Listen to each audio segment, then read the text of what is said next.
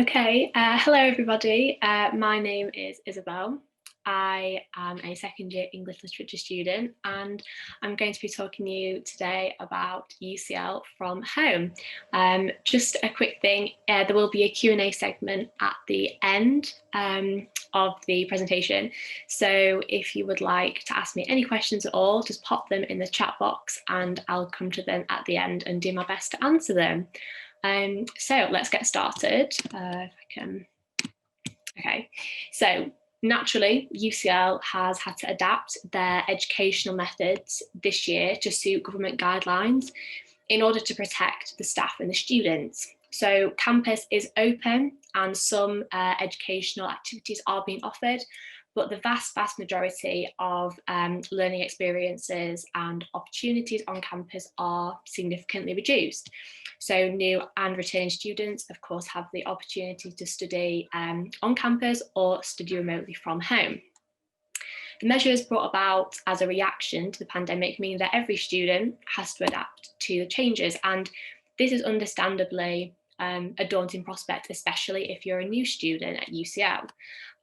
So term's already begun and you've probably had some lectures and seminars already, but you may be wondering how you can best maximise your productivity in your remote environment. And if you're wondering that, you've come to the right place, because today I'm going to be talking to you about how you can get the most out of your remote learning experience, how you can stay connected to UCL throughout the term. I'll also be talking a little bit about accessing support remotely through the year. And like I mentioned, there will be a Q&A session at the end where you can ask me some questions. So how do I get the most out of my remote experience? It's not a secret that doing online lectures, online seminars, online tutorials, and everything online, it won't quite be the same as having it in person. And because the vast majority of your learning will take place online, you will be spending a lot more time either at home or in your student accommodation, whether that be halls of residence or a house share. So this means that finding the balance between sort of work and life may be more difficult than if you were at university all day. But this doesn't mean that your experience at UCL has to be any less enriching or fulfilling as it would have been pre-COVID. So here are just some ideas of the things you can do to maximise your concentration, maximise your productivity, and maximise just having a good time whilst studying remotely. So I find that planning a sort of daily routine helps kind of feel that I'm still at university in the same way that kind of a timetable allows me to do. So organising your day by setting aside specific hours for independent studying and from structured teaching is a great way to ensure that you're spending enough time on your studies, but you're also finding that time to kind of relax and make connections. So I find that making a to-do list that includes my academic responsibilities, as well as the time that I want to spend away from the books and the studying, ensures that I can keep on top of my work, but I'm also planning some time for rest and relaxation. Another key thing that you can do is to kind of replicate the feeling of going to campus, even though you'll probably be spending your day in front of your computer on online lectures. So even if that's the case, even if you are in front of a computer all day, it's super important to feel that life has a sense of normality. It has a sense of kind of the get up and go that you would have if you were going onto campus. So this could mean getting dressed into clothes that make you feel productive rather than kind of just staying in your pajamas all day, even though I know this can be incredibly tempting. But having a good breakfast as well, something that you would probably do if you were going to campus. As well, try and minimise distractions around you, building time to have a good lunch, and like I mentioned earlier, building time to have time away from the books, because you wouldn't spend normally all your time 24 hours a day, 7 days a week in front of the books if you were going to campus. That being said, If you have a day where you feel as though you can't get up just as early as you did the day before, or you just want to do that one lecture in your dressing gown, that's fine. For every now and then, this process is about finding ways that work for you and that kind of suit your situation. So establish a routine, try and stick to it, because you'll probably find that your learning experience becomes easier, it becomes more enjoyable, but don't stick to it too rigidly, because if you try and follow a strict routine when your body or your brain might not be feeling it, you will feel that you aren't as productive, you aren't as motivated. So do what you feel is right for you. Staying focused and staying productive is incredibly important to make sure that when you're studying remotely, you're learning remotely, your learning isn't affected. So I find that modifying your space, whether that be your family home, your halls of residence, your house share, modify it to suit online learning. So this could mean having a designated space for learning and for studying in your home, whether this be a specific room or a certain area in your bedroom. This will help you separate your study brain from your relaxation brain. And it means that the two won't become too blurred. So there are many things that you can do to make your everyday space feel like a productive space for you to study. If you don't have a separate room, that's fine. Maybe you have a space in your bedroom that you feel that can be your kind of designated space as well. Noise cancelling headphones if you're working in the kitchen or a communal space, that can really help minimize distractions. And even something as small as making the kitchen table, your dining room table, your makeshift desk for a few hours a day, it's going to make you feel like you have a space that you can study and that you can be productive. So it's important to say that even though you're studying remotely, your learning experience won't be compromised. This just doesn't include your online lectures and your seminars, but it stretches to your access to other facilities that you would have on campus in normal circumstances that kind of aid your understanding of your core content material and help you towards your exams. So if you're staying at home this term, whether that be in the UK or across the world, accessing the library, of course, will present difficulties. But there are measures in place to ensure that this doesn't affect your learning. So the vast majority of learning material from libraries is accessible digitally via UCL Explore. I have linked to UCL Explore on this slide. Feel free to take a picture now. It will appear later on in the presentation, but if you want to take a picture now, by all means do so. I love this resource because it gives me access not only to the vast majority of things that would be in the library, but it also gives me access to other things, online resources that you have access to as a UCL student. So it's important to remember that the facility is there, even though you're not going into the library physically in person. And I believe that everybody should have access to UCL Explore now because the term has started. So yeah, do make the most of that. Another thing, when taking part in online seminars and discussions, try and immerse yourself as much as possible in the learning experience by offering your thoughts when necessary and if you feel comfortable, because it kind of breaks down this virtual barrier that we've got going on, and it allows you to engage with what your peers are discussing. This will help make the learning experience feel as though you were in a classroom, and it kind of will reduce the feeling of remoteness in a way. Another thing about your kind of learning space is keeping it clean and keeping it tidy. This is a really effective way of making sure you are kind of maximising your productivity. So for me, I always make sure that I tidy the books away that I've been using because my desk isn't that big. So it means that when I wake up the next morning, I don't have to do it the next day because that's taking away time from the work that I want to be doing that day. And yeah, and it's just another thing that may make you feel less motivated to start your day with work. In another aspect, fill your workspace with the things that you love. whether this be pictures of friends and family, whether this be something like inspirational quotes that you stick on the wall that make you feel motivated, or maybe you are a plant lover and you want to add some colour to your desk, buy some little plants, and whatever that is, putting things into a space that is yours and it's personal to you makes you feel like you're supported. So if you are living away from home and you're studying remotely, either on your own or with people outside of your household, it'll make you feel like you're supported. You've got a network around you in these really strange times. Finally, on this topic, it's vital that you plan activities either at the end of the day or throughout the day that will help you take your mind off studying. So you can rest and you can recharge for the next day.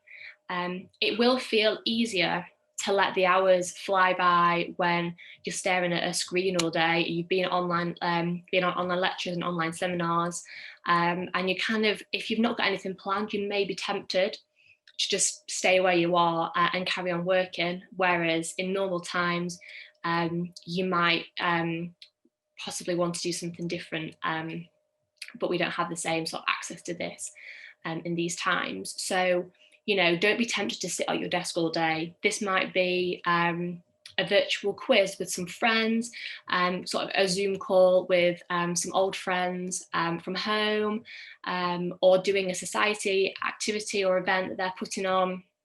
Having things inside your to-do list that isn't work related keeps you energized, it keeps you motivated, and in a way it allows you to live to as close a normal student life as you possibly can. I also want to stress here that your learning experience, your remote learning experience, is just that, it's yours.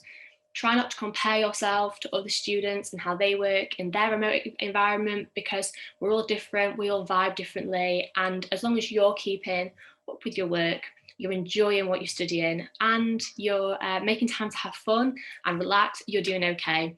And the very fact that you're here today listening to me tells me that you have stepped away from the books and you're doing something different that's not work related, not necessarily work related. So you're doing okay. So the next thing I'm going to be touching on is how you can stay connected. It's really important in normal times to remain connected to people and the student community, but even more so now because as we're studying remotely, there are less opportunities to see people, connect to people, because in-person teaching has been significantly reduced. If you're going to take one piece of advice from this session away today, it would make it this: take as many opportunities as you can to stay connected to other students, because it will help sort of reduce the feeling of remoteness, as I mentioned earlier. One way you can do this is through societies and clubs. So committee members of all societies are working really hard to modify their normal activity to suit the online virtual platforms. And they really want to ensure that members have access to as many opportunities as they would have had pre-COVID. So the Freshers' Fair, which ran virtually this year, put on a big showcase of all the things that are on offer, whether you want to rekindle an old hobby or start something new. Many societies have a Facebook and an Instagram presence, so do go and check them out if you know what you're interested in, because you can begin to fill your social agenda, even if this is a virtual social agenda for the time being. And like I said earlier, it kind of makes you feel like you are a student, as you would have pre-coronavirus. If you don't know what you want to get involved with, the Students' Union, I believe, is running opportunities, online events throughout the term. And if you are in halls of residence, your accommodation team will be putting on some virtual events too. So this again helps by getting involved. You'll be meeting new people, even if it is online, and making connections. So do go and check out the What's On calendar, which I've linked below, that has the vast majority of events that are happening online or in person, if that's available. And the Students' Union page also has some great information about what you can get involved with, so you can start connecting to people and the wider community at UCL. You can also organise things yourself to fill your spare time.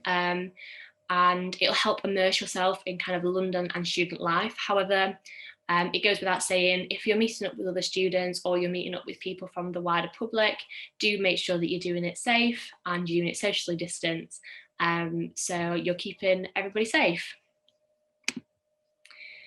All that being said, everything that I've said today, starting or continuing your degree in the middle of a global pandemic, when you're expected to be on campus surrounded by people, will undoubtedly present challenges. And so this means that more than ever, prioritising your mental health is vital for ensuring you stay healthy, productive and happy during the term time. And this can be done remotely, and there are plenty of things that can be done both like as a UCL student, but also just as a student in general, to help you have a great remote experience. So some of the things that I've listed on here are just some ideas of what you can do, and these can all be done safely and socially distanced if you want to do it with other people. So practicing mindfulness is a great way to check in with yourself on a daily basis. Recognise how you're feeling.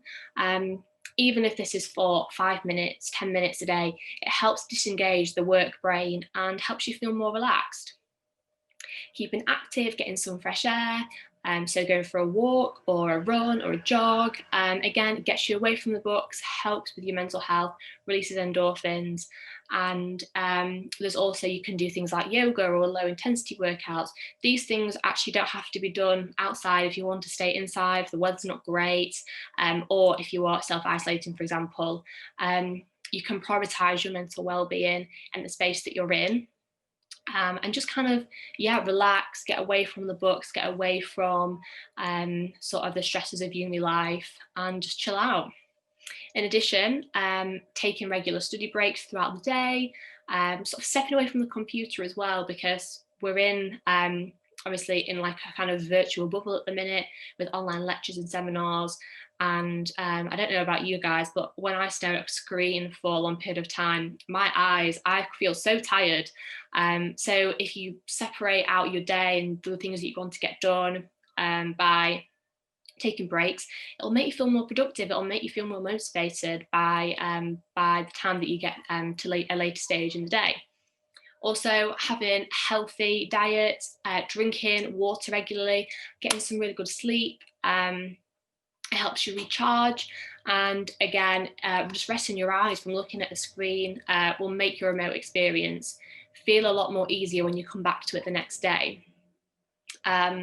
It's also really important to remember that there are many services in place to support you as you become a student, or if you are you're a continuing student.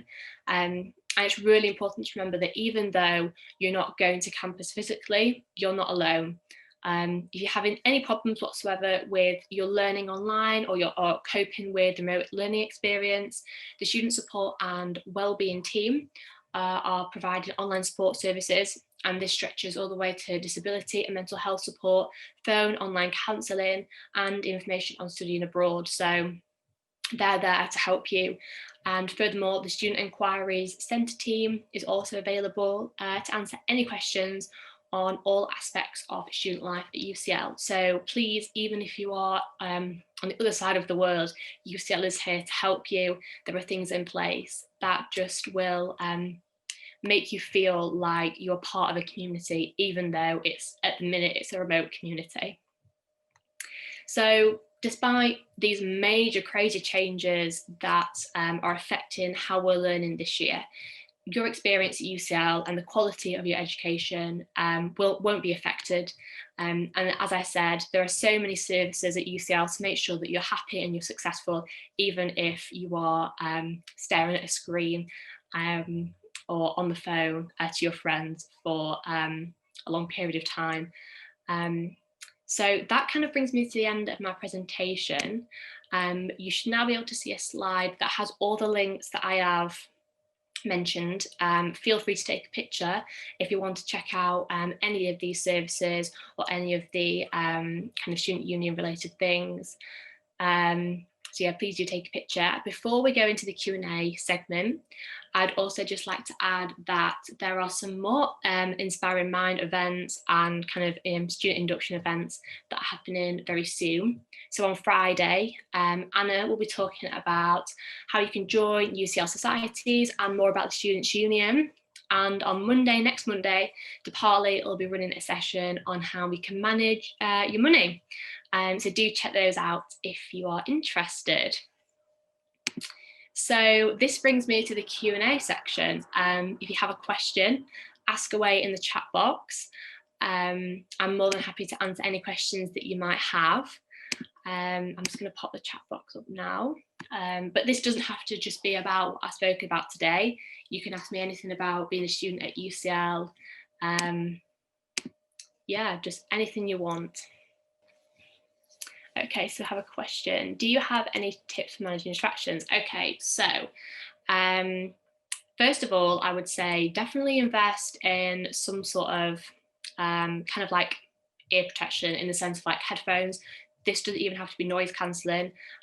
Just like the little, like, I mean, these, what I'm wearing now are great for actually managing distractions. So I find it really hard to actually study or work when there's music playing. So I literally might, if I'm sat somewhere where there's people around, I'll just stick some headphones in and it kind of just dampens the noise. Also, as I mentioned earlier, if you do have a space where you can kind of get away from the hustle and bustle of either your flat or your accommodation or your house, if you've got siblings or your parents are working from home, kind of being able to close the door and just get away into your own separate workspace. And maybe it's worth just putting like a piece of paper on the door, just saying, I'm doing a lecture from now until now, don't disturb me, so people are aware. And also, this doesn't just apply to sort of remote experience. I think a lot of people have talked about doing it before coronavirus ever happened, but kind of getting anything that you think is going to distract you personally. So for me, I can be quite distracted by my phone. So I either turn it on airplane mode, I turn it off. So then there's just no way. It's kind of more of an effort to have to turn it on and have a look. Or put it in a drawer, get it out of the room, so you've not got that distraction there. So yeah, I hope that answers the question.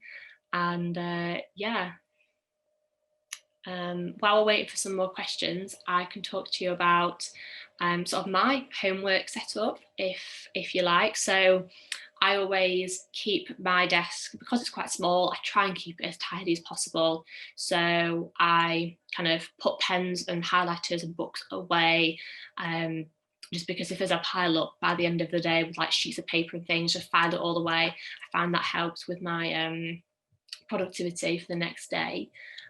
Also, I always make sure that my laptop and iPad are charged, because I had some issues during last year where I would turn up at a lecture and I would be like, oh my goodness, my laptop is not charged, and it would die in the middle of the lecture, which is very annoying, as you can imagine. So yeah, so that's always a really good thing to have. Oh, we've also got another question. What advice would you give to someone who's fairly shy about contributing to online seminars? This is a great question for me, because I am incredibly shy about contributing. Even just in-person seminars I find difficult, but online can be tricky as well. So I find that just if there's a question asked, or if someone else has said something that you think, I have an opinion about that, either I agree or disagree, whatever, even if you just kind of think, okay, my answers might not sound as sort of sophisticated or intelligent as someone else's, but I'm still contributing. And even if that's one contribution per seminar, you feel like it's kind of like a milestone that you've crossed. So the first time that you do it, it'll feel really, really scary. But then the next time you do it, it won't feel as bad, because you've just kind of you've already done it, you've already kind of made the jump. So it can be scary the first time, but remember that everybody is friendly, everyone's willing to hear other people's views, hopefully. And the seminar leader is probably feeling just as nervous as you are about this whole online system as well. So they'll be really grateful for you for putting your hand up or kind of unmuting yourself and saying, I have something to say, because this is a team effort. So yeah, I hope that answers the question. Yeah, if there's anything at all you want to ask about the UCL experience, or even if you're an English student, you want to know anything about English, feel free to ask that. Here we go. Do you have any tips for picking modules? Okay, so in my first year, I didn't have to choose modules. It was all compulsory, but this year I did. So tips, I would say, make sure you know exactly what you'd be taught if you enrolled on that module. So the worst thing is to kind of pick something on a whim, or pick something because you've come to the deadline and you're kind of up against it and you just submit them and then not enjoying it. So make sure that you use the full time that they give you. This should give your department will give you plenty of time to decide what you want to study for the following year. So use that time. Speak to other students as well. If you know other students from different years who may have done that module, get their advice. I remember there was one module that I was considering doing, and I spoke to a person that I knew in the year above and I said, what's this module like? And she was like, oh, I really, really didn't enjoy it. Now, that's not necessarily a reason for me not to take it, but I was kind of umming and ahhing about that one. I was like, okay, there's one that I prefer to do, so I'm going to take that one. So getting other people's advice and experiences is another great one. And yeah, give yourself the time. Also, if the module kind of description comes along with a reading list, check out those books and ask yourself, do I want to study either, if it's a humanities, do I want to do those texts?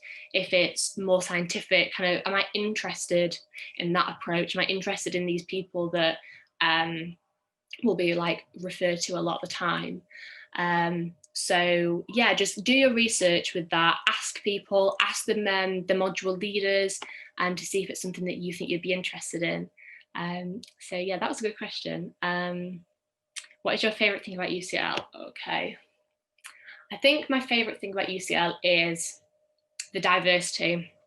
I love before coronavirus, I would go to an event, it might be a society event or a lecture, and I would meet people from all across the world. And it was amazing because I come from a really small village in the north of England, and to come to London, so straight away you're kind of immersed in this amazing city culture that's so vibrant and diverse, but also to go to a university that you come across people from all walks of life, all different experiences, all different backgrounds.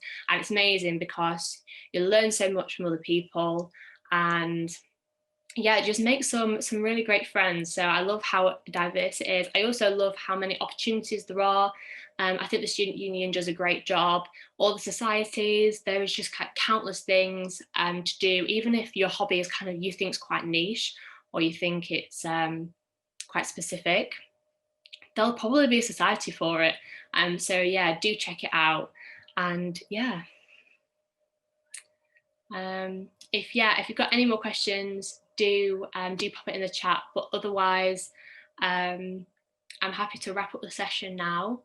I'll just wait one more minute for any more questions that might come through. Am I part of society? I am. So I am part of the UCL Jazz Society. I'm actually on the committee. So I'm the big band manager, which just means that I, in normal circumstances, I will be in charge of the UCL Big Band. This term, it's not happening as it normally would because of coronavirus, which is a shame, but we've got loads of events coming up actually, and including a quiz tomorrow that I'm hosting. So if you're interested in jazz, if you're interested in joining the big band, if you play a jazz instrument, if you're a jazz singer, do check out our Facebook and Instagram because that might be something that would interest you. I'm also part of the English Society as well. And yeah, we've got some really cool things coming up on that. We've got a book club starting. So if you are a reader, if you're an avid reader, check out the UCL English Society if you're interested in that. And I also write for the student media. I do a lot of article writing for Pi and for Savage as well. So yeah, I have a pretty broad experience of the UCL societies, but all of them are great. And yeah, I would definitely recommend, even if it's one society, just join it, because you'll meet so many amazing people and it'll give you so many good opportunities. Yeah, so if that's, oh, you're welcome. So if that's all the questions, I'm happy to end the session now. I'd really like to thank everyone for coming and thank you for listening. I hope you found it useful. I hope you found it enjoyable. And yeah, good luck, enjoy the rest of the first term, and hopefully you'll be able to implement some of the things that I've advised on this presentation.